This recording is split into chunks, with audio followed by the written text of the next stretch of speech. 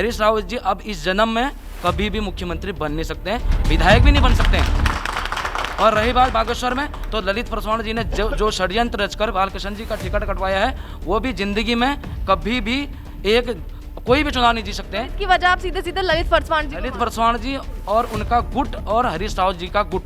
यहाँ कांग्रेस पार्टी में उसी व्यक्ति को सम्मान मिलता है जो चमचागिरी करता है। मैं सीधी ये बात बताऊँ, बाकी का निर्णय हमने अपने प्रदेश महामंत्री बालकृष्ण जी के ऊपर रख दिया है। अगर ये चाहेंगे, कहेंगे कि मैं निर्दलीय चुनाव लड़ूं, तो हम कंधे से कंधा मिलाकर तन मन धन के साथ बालकृष्ण जी के साथ खड़ा हूँ। मैं अभी उससे मेरा दिल बहुत ये हो गया, नाराज हो गया है, क्योंकि मेहनत करने वाले के लिए कांग्रेस में जगह नहीं है। इस प्रतिनिधित्व का सिलेक्शन किया गया है, हम 100% लिख के देते हैं, कांग्रेस यहाँ पे नहीं आ सकती है। मैं लिख के देती हूँ, दावे के साथ बोल सकती हूँ कि कांग्रेस पार्टी का यहाँ से आना नहीं आ सकती है। मैं बोलती हूँ उस समय मुख्यमंत्री रहते हुए 9 सीटें लेकर आता है अपने नेतृत्व में, तो आप जान सकती हैं इस बार के इस टिकट वितरण से तो पब्लिक हम सब लोग नाराज़ हैं। और इस बार इन्होंने इतना ज़्यादा पार्टी को आघात पहुंचाने का काम कर रहे हैं। इस बार पिछले बार 9 थे, कहीं ये पूरे 0 में न सिपट जाए, क्योंकि हरीश रावत जी जहाँ भी गए उनके नेतृत्व में हर जगह विद्रोही हो। इसका खामियाजा जो कपकोट विधानसभा में ललित पासवान जी सोच रहे हैं कि दोनों विधानसभाओं में का ठेकेदार मैं रहूँगा, दोनों विधानसभाएं मेरी अंगुली में रहेगी। तो आप देख लीजिए 10 मार्च को जो रिजल्ट आएगा वो दोनों विधानसभा, पूरे बागेश्वर जनपद से नहीं, पूरे उत्तराखंड से कांग्रेस का सुपड़ा साफ होगा।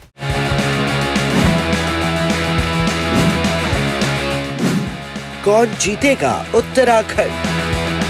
नमस्कार, मैं हूं आपके साथ नैना और आप देख रहे हैं न्यूज़ 31 उत्तराखंड का खास प्रोग्राम कौन जीतेगा उत्तराखंड। तो जैसा कि आप जानते हैं कि हम इस वक्त मौजूद हैं बागेश्वर में। यहाँ पर हमारे साथ बालकृष्ण जी के कुछ समर्थक हैं, तो आइए उनसे बातचीत कर लेते हैं और जानते हैं कि कैसा माहौल इस वक्त यहाँ बना हुआ है। नमस्कार सर। नमस्कार मैडम। सर, सबसे पहले मैं आपसे यही पूछूंगी कि क्या अगर बालकृष्ण जी निर्दलीय चुनाव लड़ते हैं तो क्या आप उनका साथ देंगे? मैडम देखिए, ये तो बालकृष्ण जी का अपना एक निजी निर्णय है और कार्यकर्ताओं का भी एक निर्णय है। मतलब हमारी एक विचार विमर्श है बहुत। जैसे कल हम बैठे थे, कम से 8 से 10 हज़ार समर्थक बालकृष्ण जी के घर में आए, उन्होंने बोला कि आपको चुनाव लड़ना चाहिए। और चुनाव क्यों नहीं लड़ना चाहिए उसका भी एक मैं कारण बताता हूँ। देखिए मैडम, मैं अभी कांग्रेस कमेटी मेन बॉडी में सोशल मीडिया का जिला अध्यक्ष हूँ, धीरज कुमार। जब से मैंने अपनी राजनीति स्टार्ट करी, मैं अनुयायी मैं जब से पदाधिकारी बना, बालकृष्ण जी मुझे पार्टी में लाए। और तब से लगातार जब हमारी इधर सरकार थी, कांग्रेस की सरकार थी और राम प्रसाद टमटा जी कैबिनेट मंत्री हुआ करते थे, बालकृष्ण जी तब से लेके मैं तब से देख रहा हूँ बालकृष्ण जी ने जो कांग्रेस के प्रति किया है और कांग्रेस के प्रति जो इनकी डेडिकेटेड है, तब से लगातार इन्होंने कांग्रेस के लिए बहुत काम किया मैडम। तो आप क्या मान रहे हैं, क्या जो रंजीत दास जी को टिकट दिया गया है इसको किस तरीके से देख रहे हैं, क्या सही है क्या गलत? कांग्रेस पार्टी ने बहुत गलत निर्णय लिया। यही नहीं, कुमाऊं गढ़वाल देखो मैडम, मैं सोशल मीडिया का अध्यक्ष हूँ, तो मैं सोशल मीडिया में ज़्यादा एक्टिव रहता हूँ, तो नज़र भी रखती है मैडम कौन कार्यकर्ता काम कर रहा है। रात दिन हम भी देखते हैं, कई मतलब विधानसभाओं में गलत निर्णय लिया पार्टी ने। आज बालकृष्ण जी का जीतने का टाइम आया तो इनका टिकट काट के किसी अन्य व्यक्ति को, जिसका कोई योगदान नहीं है मैडम, हमने तो उन्हें देखा ही नहीं। मैं पार्टी का पदाधिकारी हूँ मैडम, आज मेरे को 10 साल हो गए पार्टी के अंदर में, मैंने कभी रंजीत दास जी को देखा ही नहीं। आज ऐसे व्यक्ति को यहाँ थोप दिया गया है जबरदस्ती का। पिछले बार भी नगर पालिका के चुनाव में भी ऐसे किया गया। मैडम देखो, कब तक हम अपनी अवहेलनाएं झेलेंगे? हमारी भी कुछ आकांक्षाएं होती है पार्टी के लिए, हम भी कुछ चुनाव लड़ना चाहेंगे। मैडम कल के दिन मैं भी एक सामान्य कार्यकर्ता हूँ, क्या पता मैं विधायक की दावेदारी करूँ, मेरे साथ भी ऐसा हो जाए। तो मैडम कहीं ना कहीं पार्टी के इस फैसले से बिल्कुल भी आप संतुष्ट नहीं है।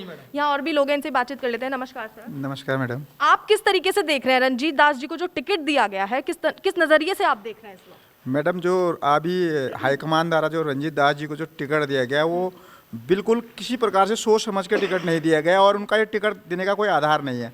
उनके द्वारा ग्राउंड पर किसी भी प्रकार की कोई कार्य कांग्रेस पार्टी के प्रति किया नहीं गया और केवल कुछ जो चंद लोग हैं उनके कहने पर हाईकमान द्वारा उस टिकट को दिया गया, जो कि बालकृष्ण जी लगातार विगत 5 वर्षों से लगातार इन्होंने अपना घर बार छोड़ दिया। कोरोना काल में जहाँ तक कि कोई आदमी अपने रिश्तेदार, उनके रिश्तेदार, नातेदार, उनके जो घर के लोग थे वो तक हाथ लगाने के लिए इसी विधानसभा नहीं अपितु जो विधानसभा कपकोट में वहाँ जाकर उस महिला को स्ट्रेचर में ले जाकर खुद अपने बच्चों की परवाह न कर अपनी जान को जोखिम में डालकर उस परिवार की रक्षा की और उस परिवार और दिखाया कि जन सेवक किस प्रकार से जनता के सेवक होते हैं। लेकिन आज कांग्रेस पार्टी का अपना इस प्रकार का डिसीजन थोड़ा अचंभा करने वाला भी है और यदि अगर बाकी का निर्णय हमने अपने प्रदेश महामंत्री बालकृष्ण जी के ऊपर रख दिया है, अगर ये चाहेंगे, कहेंगे कि मैं निर्दलीय चुनाव लड़ूं, तो हम कंधे से कंधा मिलाकर तन मन धन के साथ बालकृष्ण जी के साथ खड़ा हूं। सर, जिस तरीके से आप लोग सब मिलकर बालकृष्ण जी का जो है पक्ष में वो उनके कंधे से कंधा मिलाकर चलने की बात कर रहे हैं, तो क्या ये मान ले कि कांग्रेस का आप समर्थन अब नहीं करेंगे? अगर निर्दलीय चुनाव ही लड़ते हैं तो इनके साथ ही रहेंगे? देखिए, हमारे प्रदेश महामंत्री बालकृष्ण जी ने जो त्याग तपस्या कांग्रेस के लिए इन 5 सालों में की, कोई इलाका नहीं छोड़ा इन्होंने, कोई समस्या नहीं छोड़ी, सड़क की हो, चिकित्सा की हो, रोजगार की हो, बंदर सुअरों के लिए आंदोलन किए, तमाम जगहों पर जनता के लिए आमरण अनशन किए, धरना प्रदर्शन किए, तमाम सड़कों के लिए आंदोलन किया। दिन रात कोरोना काल में इन्होंने जो सेवा जनता की यहाँ पर, जबकि उस टाइम पर सभी पार्टियों के नेता अपने घरों में दुबके पड़े थे, लेकिन बालकृष्ण जी हमेशा मैदान में रहे और जनता की सेवा में लगे रहे। लेकिन आज हमें तो बड़ी उम्मीद थी कि बालकृष्ण जी को टिकट देंगे पार्टी, लेकिन ये दुर्भाग्यपूर्ण निर्णय बागेश्वर के लिए रहा, क्योंकि बागेश्वर में एक हवा कांग्रेस के लिए इन्होंने बना दी थी। तो आज बालकृष्ण जी अभी जनता के बीच में जाएंगे, हजारों लोग यहाँ पर आके मिल चुके हैं, कह रहे हैं कि आप निर्दलीय लड़िए, तो हम और भी अभी लोगों के इन बालकृष्ण जी के साथ जाएंगे। तो सर, कांग्रेस को कितनी बड़ी हानि पहुंचेगी इस फैसले से? देखो, कांग्रेस ने जो गलती की है तो उसका तो भुगतना भी पड़ सकता है, लेकिन हम अभी बालकृष्ण जी के साथ और लोगों के साथ मिल बैठकर बात करेंगे। और हम अभी अपना हाईकमान को भी कहना चाहते हैं कि अब भी कोई देर नहीं है, आप अपने निर्णय को बदल भी सकते हैं, क्योंकि यहाँ पर जो आपने ये टिकट देने में जो भेदभावपूर्ण जो यहाँ पर कार्य किया, जबकि ये टॉप में थे, तमाम सर्वे रिपोर्टों में ये सबसे आगे चल रहे थे, तमाम जो यहाँ पर वो आए थे सर्वे करने वाले आए थे, उन्होंने भी इनको टॉप पर बताया था और करीब करीब इनका टिकट फाइनल हो गया था। लेकिन कुछ चंद लोगों ने अपने खुशी के लिए, अपने लोगों को आगे बढ़ाने के लिए इनका टिकट अंतिम समय पे काट दिया, जिसका कांग्रेस को इसका नुकसान भुगतना पड़ सकता है, और हम लोग सब बालकृष्ण जी के साथ में हैं। सर, तो जिस तरीके से आप देख रहे हैं कि आपके समर्थक पूर्ण रूप से आपके साथ नजर आ रहे हैं, क्या कहेंगे सर? सर, मैडम, समर्थक मेरे लिए पूरे तन मन धन से साथ देने की बात कर रहे हैं, चुनाव लड़ने की बात कर रहे हैं। समर्थक तो मेरे साथ हैं, लेकिन मैं जनता के बीच में जाकर, जब जनता अगर मेरे से कहेगी कि आप चुनाव लड़ें, तो मैं ज़रूर चुनाव लड़ूंगा। अगर जनता मेरे से अगर कहती है कि आप इस योग्य नहीं है, आप चुनाव मत लड़िए, तो मैं नहीं लड़ूंगा। तो आप पूरा डिसीजन जनता के ऊपर आप डालना चाहते हैं? जी जी जी। नमस्कार सर, मैं आपसे जान लेती हूँ कि सर, कांग्रेस ने जो ये फैसला लिया है, कितनी बड़ी हानि पहली बात तो कांग्रेस को पहुंचने वाली है, और दूसरी चीज कि कितना आप क्या सोच रहे हैं कि जनता समर्थन देगी या फिर नहीं? जी, मैं ललित जोशी हूँ, मैं इधर विधानसभा का सोशल मीडिया का अध्यक्ष भी हूँ। फिलहाल अभी जब तक बालकृष्ण जी हैं तब तक मैं इनके साथ हूँ। मैंने सोचा था कि इस बार कांग्रेस आएगी जरूर करके, मैं खुद यहाँ आया, यहाँ से मैं जुड़ा, मैंने बोला कि मैं मेरे ज़िले का भला करूँगा करके, लेकिन मैं राहुल जी, सोनिया जी और प्रियंका जी के वजह से कांग्रेस से जुड़ा, उनकी सच्चाई से, इसलिए। और हूँ मैं आज भी कांग्रेसी, क्योंकि मेरे दिल में अभी भी सच्चाई के लिए जगह है, इसलिए मैं कांग्रेसी हूँ। लेकिन जो आज कांग्रेस ने किया है, मैं अभी उससे मेरा दिल बहुत ये हो गया, नाराज हो गया है, क्योंकि मेहनत करने वाले के लिए कांग्रेस में जगह नहीं है। तो सर, जिस तरीके से आप देख रहे हैं कि रंजीत दास जी को टिकट दे दिया गया और बालकृष्ण जी को कहीं ना कहीं जो है उपेक्षा में रखा गया है, तो किस नजरिए से देख रहे हैं आप, क्या कहना चाहेंगे? देखिए, सबसे पहले मैं आपका धन्यवाद करता हूं कि आपने हमारे प्रति संवेदना रखी।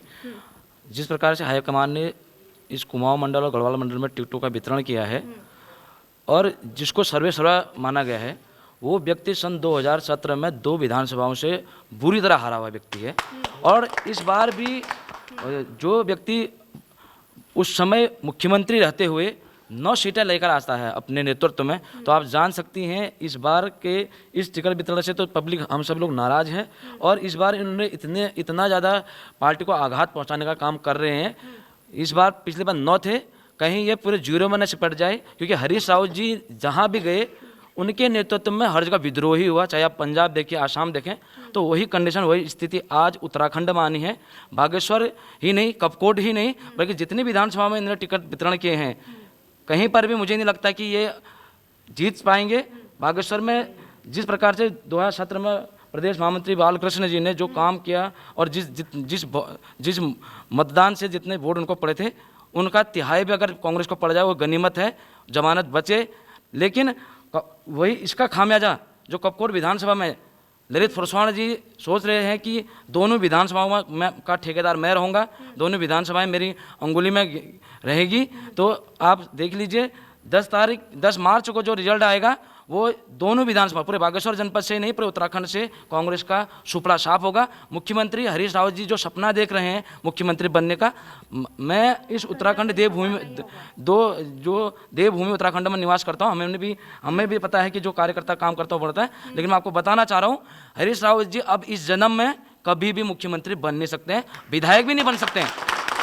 और रही बात बागेश्वर में, तो ललित फरसवाण जी ने जो षड्यंत्र रचकर बालकृष्ण जी का टिकट कटवाया है वो भी जिंदगी में कभी भी कोई भी चुनाव नहीं जीत सकते हैं। इसकी वजह आप सीधे सीधे ललित फरसवाण जी और उनका गुट और हरीश रावत जी का गुट जो आज पूरे भारतवर्ष के कई राज्यों में जो है जहां पर कांग्रेस हार रही है उसका कारण हरीश रावत जी हैं। और उत्तराखंड में कांग्रेस को डुबाने का कारण भी जो है हरीश रावत जी के ऊपर श्रेय जाता है। सीधे सीधे हरीश रावत जी को कह रहे हैं कि उन्हीं की वजह से कांग्रेस पार्टी जो है वो डूबने की कगार पर आ रही है। जिस प्रकार से उन्होंने जिन राज्यों में जाकर विद्रोह किया है, तो आप पूरे जनता जानती है आज उत्तराखंड की जो हालत है वो दयनीय होने वाली है और कांग्रेस शायद उत्तराखंड में दोबारा आए ये बहुत असंभव है।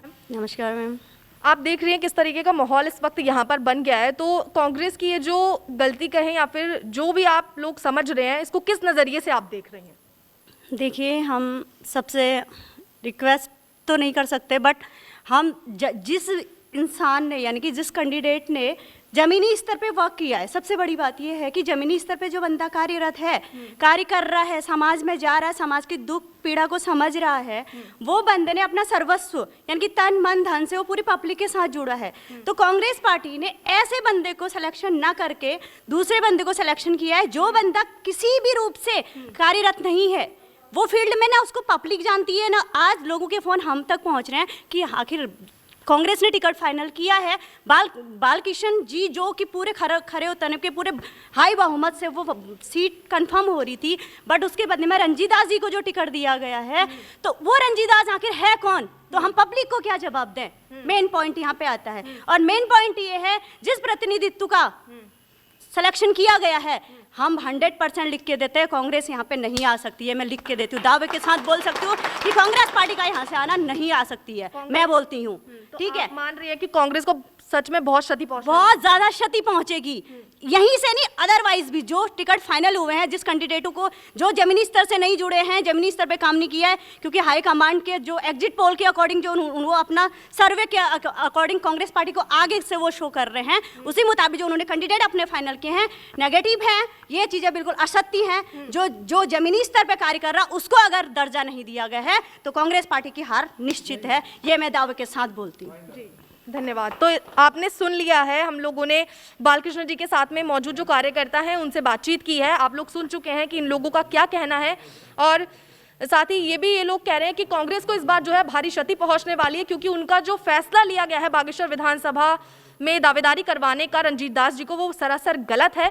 ऐसे ही राजनीतिक मुद्दों को देखने के लिए आप बने रहिए न्यूज़ 31 उत्तराखंड के साथ। नमस्कार।